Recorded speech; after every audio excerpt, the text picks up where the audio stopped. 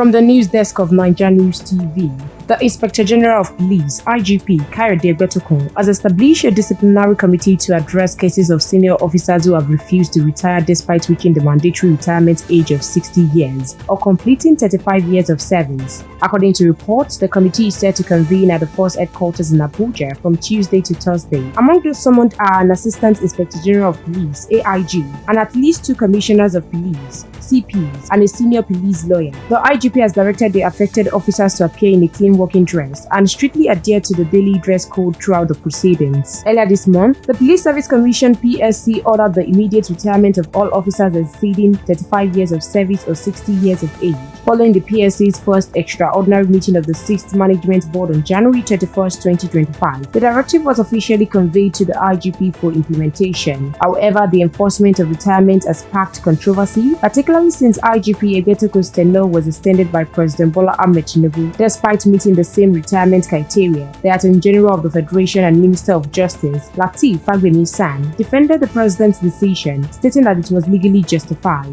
The lawsuit, filed by Chief Superintendent of Police (CSP) Egu Egong, Edwin Okoro, and 3 others, disputes the PSC's method of calculating service years. Meanwhile, the National Industry Court of Nigeria (NICN) on March 18, 2025 will determine the validity of the officer's claims regarding service tenure calculations. However, the PSC's directive remains in force, pending further legal clarifications.